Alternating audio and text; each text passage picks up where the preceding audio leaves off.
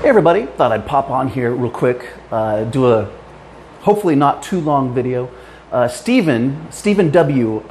Asked a little while back about books books on studios, film studios, and particularly about animation. And now that I've been in my new place for at least a few months now, and I've been finally going through storage and getting all my crap out of storage.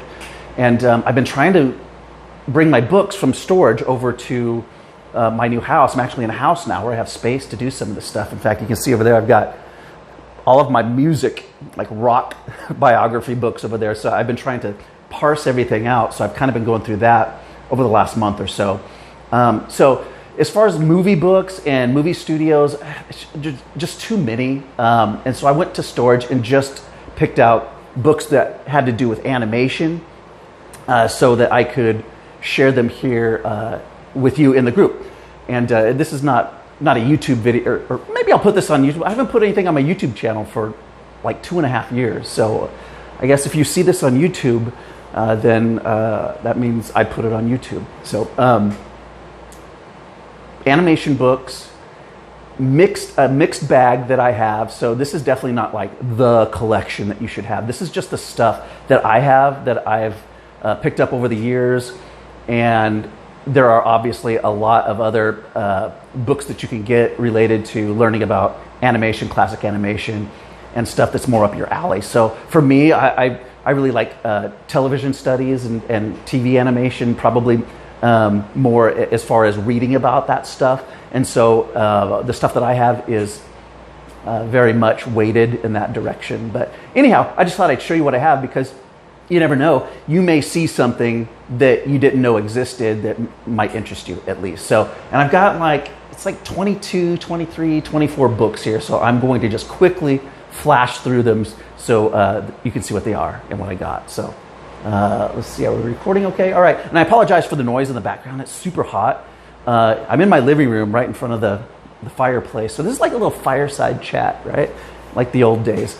But I got the AC running over there because it's super hot in here and I'm already sweating. So I'm just gonna leave that run, and I think the mic's picking up okay. So anyhow, all right. Everything's a work in progress, right? So I'll start off with Walt Disney by Neil Gabler. I don't know if this is the best Disney bio on Walt, but this has always been my favorite. I've read it a couple times over the years. So a big book. This came out in, gosh, I want to say 2006. 2006. So Walt Disney, The Triumph of the American Imagination by Neil Gabler. Up next is another biography. This is on Bill Hanna of Hanna-Barbera. So Bill Hanna's autobiography or biography, A Cast of Friends. Forward with, of course, by Joe Barbera. So there you go. So that's half of Hanna-Barbera. And if you want the other half of the history, you've got My Life in Tunes by Joe Barbera. Then if you want to go to the competitor, of course, Hanna-Barbera was the mainly TV studio. They did, film work too, especially early on. But pretty much ruled TV animation from the 60s through the early 90s, at least through the late 80s. But their main competitor, of course, through those years, many of those years, was Filmation. And this is the biography of the Filmation founder, Lou Scheimer. Lou Scheimer creating the Filmation generation. And you can see a lot of the characters on there that you'll recognize from Filmation cartoons from over the years. And this is by Lou Scheimer with Andy Mangels. Andy Mangels was a guy who, when they released all the classic Filmation stuff back in the 00s on DVD, he did a lot of the special features, this guy did. And so a lot of the bonus content was produced by this guy. So, all right, up next we have history books, sort of just the few books that I have on not Saturday morning, but all just animation history, I guess. So the first one is called Saturday Morning Fever This one came out in I believe the late 90s. I've had it for years. Yeah, 1999, and it's written by two brothers. And this may have been like one of the first ones that I bought, because I think I bought it when it was pretty new, around 99, when I was really starting to get into the history of TV and animation and all that type of stuff. So it's by Timothy Burke and Kevin Burke. They're brothers, if I recall correctly. Haven't read this in a long time. In fact, most of these books I've not read in years, and so that's why I'm just kind of flashing through them and just giving you an idea of just what I got. So, growing up with cartoon culture, Saturday morning fever. All right. Next, a history of mice and magic. A history of American animated cartoons. I cannot read. Leonard Maltin. So, of course, you know the film historian Leonard Maltin. So this was his history book that he wrote on American animated cartoons. And this was published back in 1980 was the first edition. Is that the only edition? I think it might be, yeah. So 1980 is this one right here. So a lot of the classic stuff, obviously pre-1980, is what you'll find in this history. And it's pretty thick book. So, and it also talks about a lot of film animation as well. So. The next one is a more modern history. This was published, I believe, in 2014. I want to say 2014. David Perlmutter's America Tunes In: A History of Television Animation. And this is a really good history of television animation that, again, of course, runs up through the early 2010s, mainly. So it's a nice, thick paperback history as well. And rounding out my history animations, two of my favorites. This is a guy, his name is Jason Waguespack, PhD, and he wrote a book called Rise and Fall of the 80s Toon Empire. And there it is right there. And what this is it's not about 80s cartoons. It is, but it's about the 80s cartoons that aired in syndication, because there was that explosion that started in the early 1980s, where these companies, a lot of toy companies, of course. If you grew up in the 80s, you knew this. It was they were criticized as being 30-minute toy commercials, but they were 30-minute cartoons that didn't air on Saturday mornings. They aired 5 days a week during the weekdays. So instead of 13 weeks, 13 episodes for a season on Saturday mornings, you would have 65 episodes that ran over the course of whatever that was, 3 months, so that they could re-air the episodes like 4 times a year or something like that, or 3 times a year, however many months it takes to run through 5 days a week of 65 episodes, which I can't do the math in my head right off the bat.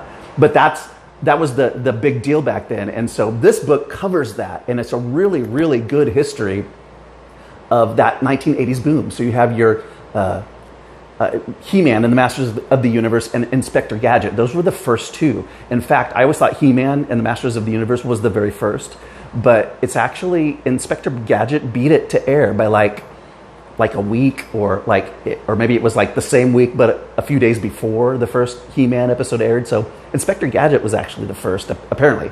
But I really enjoyed reading this. It's been a couple of years since I read it, but this was one of those ones where it was really well written. I had trouble putting it down because he just the way it was written kept me coming back and going, man, I want to know more. So if you are really interested in 80s syndicated popular animation that aired during the weekdays, this is a really good history on this. Rise and Fall of the 80s Toon Empire. Now, the same guy came back a couple of years later and did a similar book for the 90s, War for the TV Toon Empire, how Disney, Fox, and Warner Brothers battled for the future of kids television. So this covers the 90s era, which was kind of when I had gotten into my teens and I wasn't really watching cartoons at this point. But again, a very well done history of, well, what it said, what I just read to you right there. So a lot of you that grew up in the 90s watching cartoons, this is the history of that era of TV cartoons that aired during the weekdays and how they battled it out. So it's about similar size with that book. So, okay, up next is some reference books. I've always liked having a lot of references for everything that I kind of hobby geek out on, whether it's music or movies or TV or cartoons, animation. So this one came out in 1990, and I've had it for a long time. Encyclopedia of Cartoon Superstars. So a book like this is not going to have everything, and a lot of these are, whoever the author is, they'll pick and choose, what they want to include. Like this is for superstars, so it literally talks about the actual characters of popular cartoons. So I can actually find, here's Felix. So you got Felix the cat, and it's got a lot of information about Felix and some other stuff like some of the drawings for the animation, and it just goes through a lot of characters over the years in that type of manner. Let's see. There's Popeye. So that's what you have in this one. Encyclopedia of Cartoon Superstars by John Cawley and Jim Corcus. And I think I said 1990. I'm going to double check. Yes, 1990. So there's that one. Up next, this one, the same guy who wrote the biography I mentioned earlier, I showed earlier, of Filmation's, Lou Scheimer, he published this book back in the 00s called Animation on DVD, The Ultimate Guide. Now this was published in 2003, so this was published around that time when he was doing those special features, bonus features for all those releases by, it was that company, BCI Eclipse. They're out of business now, and a lot of that stuff didn't get re-released, although some of it did, like He-Man and the Masters of the Universe. Mill Creek re-released that, and I think Mill Creek did re-release a lot of the stuff that they put out, but there were a lot of more niche-y stuff that didn't get re-released.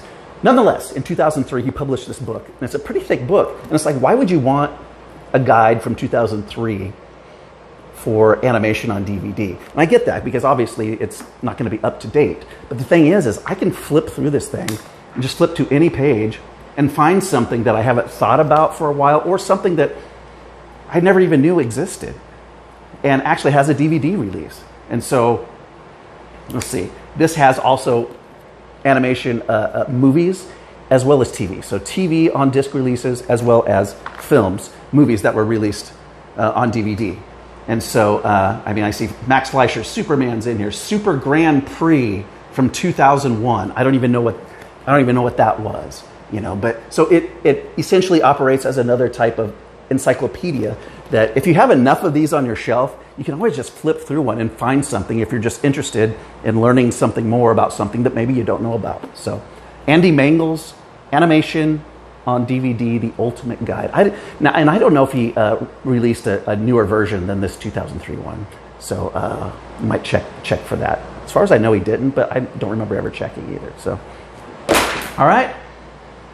Up next, we have Jerry Beck. A lot of people like Jerry Beck. This is the Animated Movie Guide. There we go. So those of you who like animated movies, this, is a pretty good guide. So, we don't have a lot of room here.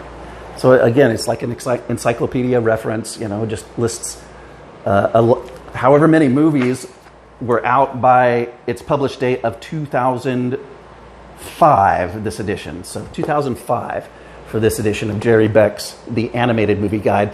And this may have been updated in a more recent edition, because I know he's still active and doing stuff, but I haven't checked, so I don't know. But anyhow, this is the one that I have. And finally, as far as the encyclopedia style stuff goes, this is the Encyclopedia of Animated Cartoons. I have the 3rd edition, and this is a big hardback book. Really nice hardback. Jeff Lenberg, forward by Chris Bailey. And so I'll just open to a random page. You got Gulliver's Travels and, whatever. So, did I mention when this one was published? I don't think so, so let me take a look. 2009, so a little more up to date than some of the others that I have. So this one's 2009, and this was I think I bought this. I might have bought this at like a thrift store or at the one of those library sales, where they're getting rid of all the books. I can't remember now, but I got it pretty cheap. So probably back in like 2016 or something. All right, got one more stack here to go. These are kind of books that are a little more specialty, focused on single shows, just stuff that I have. Think Pink, the DePatie Freeling story by Mark Arnold. So DePatie Freeling obviously was a cartoon studio, one of the classic cartoon studios. And it's funny, you see this is a thick book. And if you like cartoon history of specific studios, this is the one you want for DePatie Freeling. And Olive Films was a DVD Blu-ray releasing company. I think they're out of business now, but they released a bunch of DePatie Freeling collections on Blu-ray and DVD. And I actually, before I did this video, this is funny, I have the complete set of the Pink Panther, the animated Pink Panther from, I guess it's the film shorts. But let me pull it up here. So I looked it up on Amazon because all these things are out of print, and it's not going to show it. Let's see. Well, I don't know if you can see that, but you can buy a used one for $1,728 in very good condition. So how about that, right? And if you scroll down a little bit and look at the next cheapest one, is $799. So anyhow, I bought that probably 7 years ago. So if I thought I could actually get even half of that, I would put it up for sale, or even like a third of that, I'd put it up for sale. But you know how it works. It's just stuff goes out of print, and then just these balloon prices that nobody's going to pay for. So stuff just sits around until it comes back into print. So, all right, next one is 50 Years and Only One Gray Hairs, the Bugs Bunny 50th anniversary book that I picked up at some point. This is by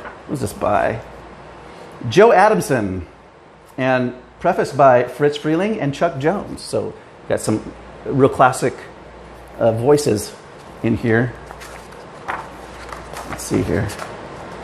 By voices, I mean people. I don't mean actual animation voices. But so this is copyright 1990 also. So a lot of my books are from that era. I think that was when I got into high school. I started getting interested in this stuff, I guess. Animation by Filmation by Michael Swearingen and Daryl McNeil. This was a book I think that was published in the mid-90s that went out of print, but in recent years they put it back into print as a print on demand on Amazon. So you can actually pick this up, and it's pretty cool. So it's kind of like a checklist for everything that Filmation did, animation. Now remember, Filmation also did a lot of live action shows for Saturday morning, and those aren't included in here. But let's see. Let's just turn to one here.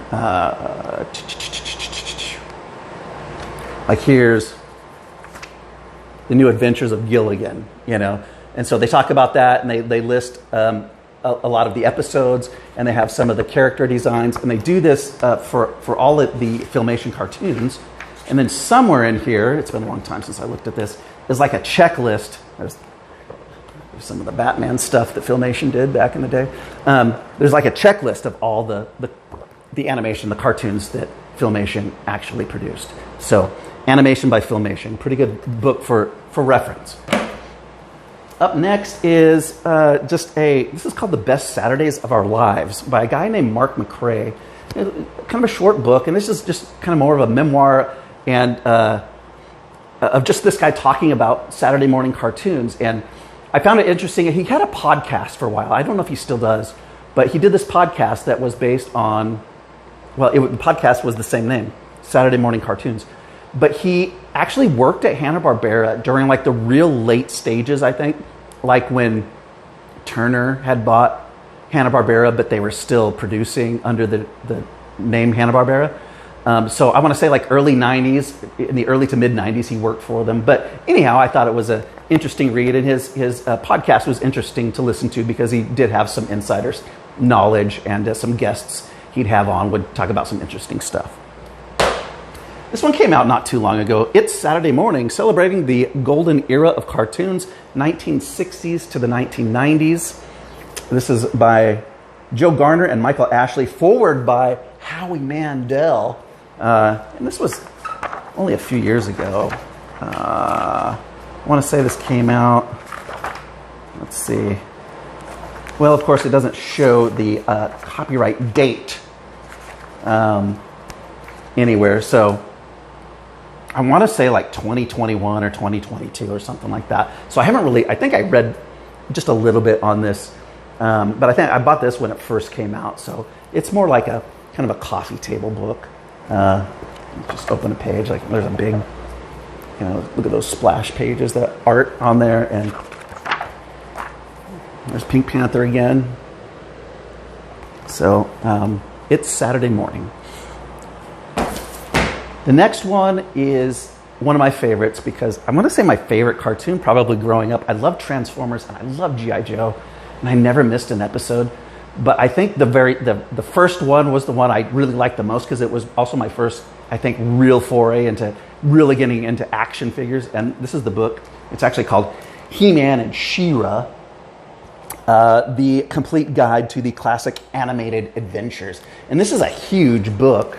It's hardback, and it was Dark Horse, published by Dark Horse.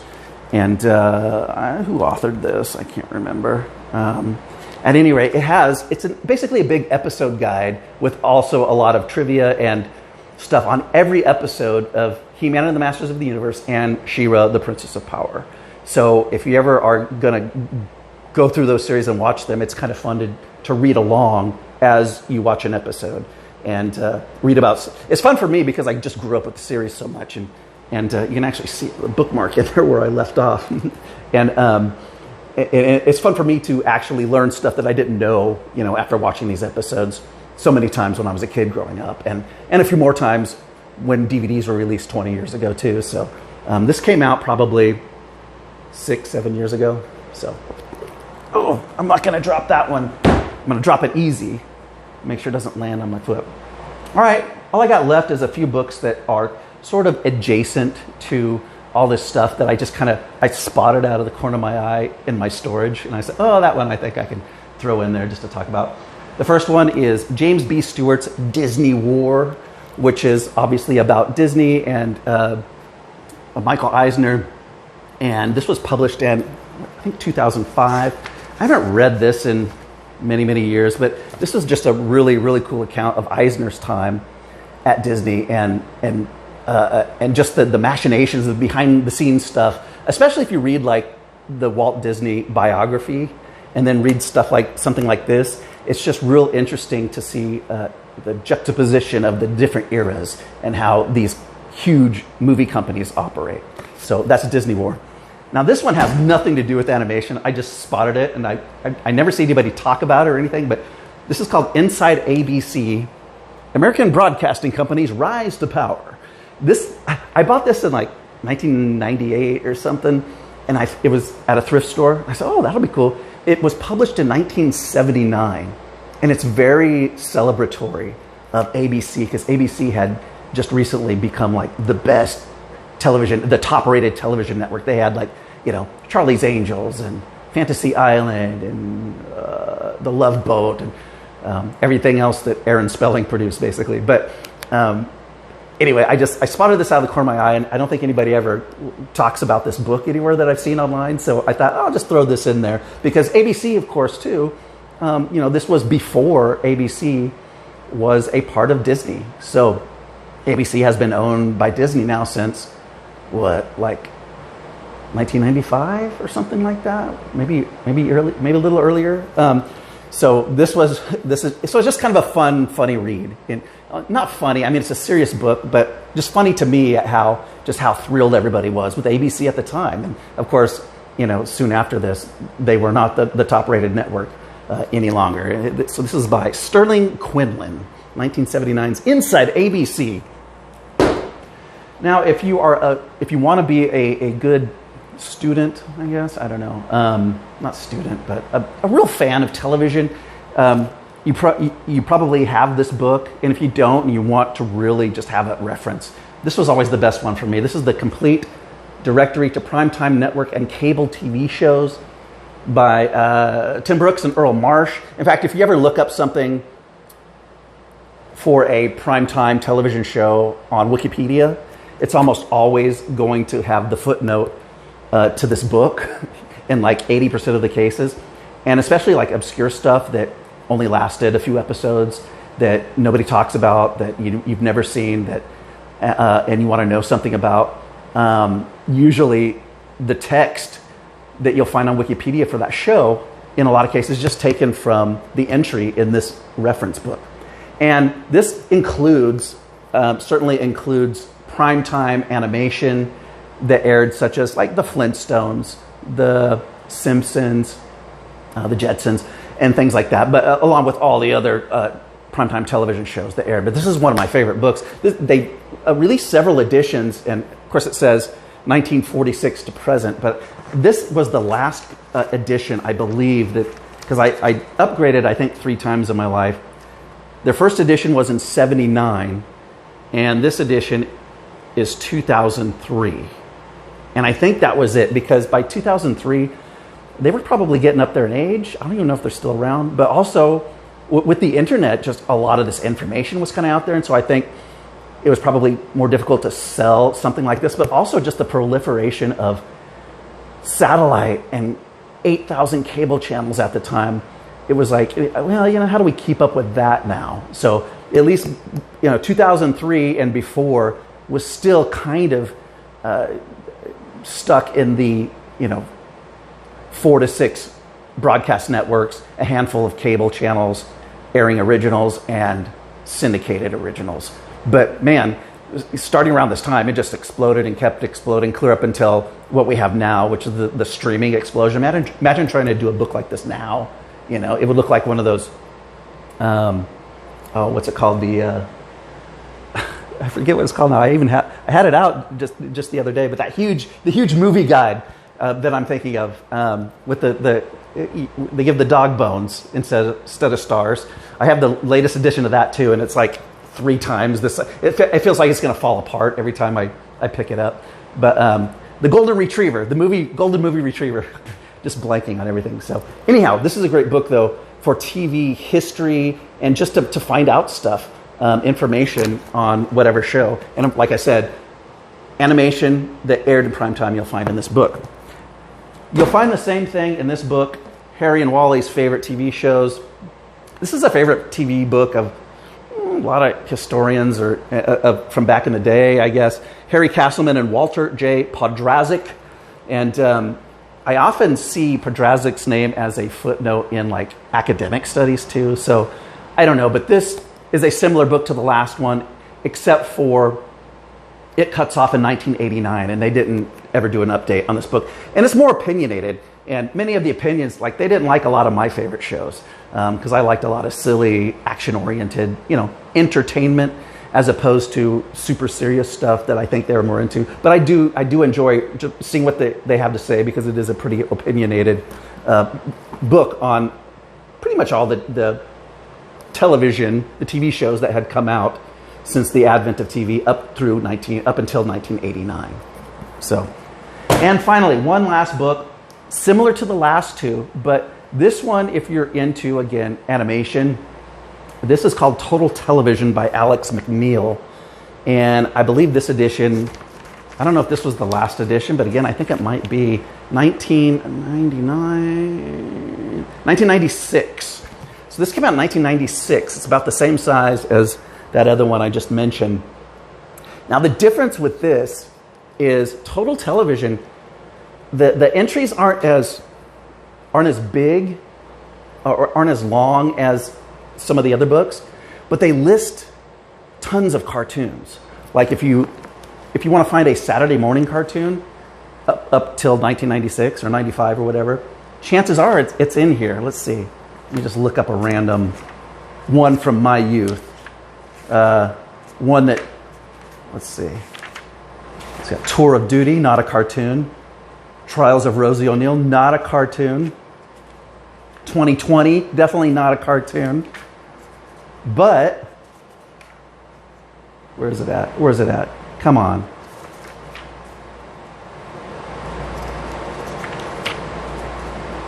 "21 Jump Street," definitely not a cartoon. Oh, I know there were cartoons in here. It's been a while since I looked at. Oh, there we go. So you know that's a cartoon, and an obscure, kind of obscure one too. So there's Turbo Teen right there. So Turbo Teen's in here, which tells you that this covers Saturday morning cartoons as well. I can't remember if all the syndicated stuff was in here or not. Let's see. Let's see if He-Man's in here, just for the heck of it. He and she, he said, she said, head of the class, headline. Heck, Ramsey. Help, it's the Hair Bear Bunch, another Saturday morning cartoon from the 70s, that one. Herbie. I mean, it doesn't look like He-Man's in here. So it looks like this may have been just network stuff. But again, this is just another book that I loved just opening up. I'm still looking for He-Man just in case I don't want to miss it on accident, but it doesn't look like it's in here. But this was another book that I still just love opening up and just taking a look at something in there that I either haven't thought of in a long time or I just never knew existed to begin with. So anyhow, that is Total Television by Alex McNeil, the comprehensive guide to programming from 1948 to the present. So there you have it. My stack of books that are related to animation, cartoons, and again, there are so many other books that are probably going to be more that are going to be better, I guess. Better recommended, better recommendations from people who are more knowledgeable than me about this stuff. But this just happens to be the stuff that I have, and I can still, just look through a lot of that stuff and learn a lot of stuff. And when I get the itch, I'm like, okay, I'm going to pull one of these books off the shelf and just look up some stuff. And it's like, oh, I don't remember that. I'm going to look at that now. And the cool part now is that even if stuff never got released and was only on TV for a very, very short time and had no like disc release or something, now with like YouTube, you can find at least bits and pieces of a ton of this stuff.